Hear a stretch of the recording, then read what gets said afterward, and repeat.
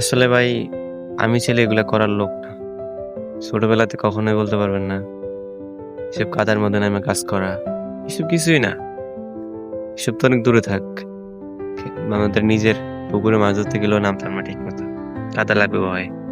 আর এখন যখন নিজে সেক্টরে আসছি, এগ্রো সেক্টরে আসছি, তখন নিজের গাছ নিজে কাটতে হয়। পানি হোক, বৃষ্টি হোক, রোদ হোক, কাটতে হয়। নিজের ফার্মে নিজের কাজ করতে হয়।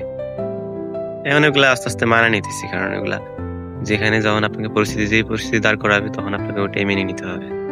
বলতে গেলে আমি একদম স্রোতের বিপরীতে কাজ করতেছি, কারণ আমি আগে যেটা করি নাই 20 বছর এখন ওটা করার চেষ্টা করতেছি, এবং ইনশাল্লাহ আমি পারতেছিও। সবার দোয়া, ইনশাল্লাহ মা বাবার দোয়া, আমি এগুলা ঠিক মতো করতেও পারতেছি। এই জন্য আল্লাহর দরবার জানি শুকরিয়া, আলহামদুলিল্লাহ।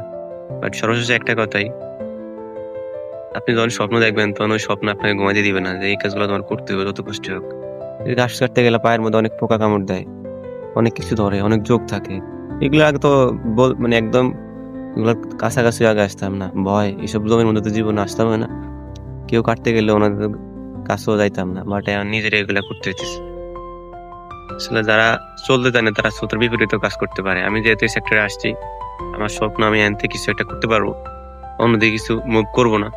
তো ইনশাল্লাহ আমি আর এখানে করতে হবে, যত কাদা হোক, বৃষ্টি হোক, পানি হোক। আল্লাহ যাতে আমাকে একটু সাহায্য করে। আপনারা সবাই আমার জন্য দোয়া করবেন। আল্লাহ হাফেজ। আসসালামু আলাইকুম রহমতুল্লাহ।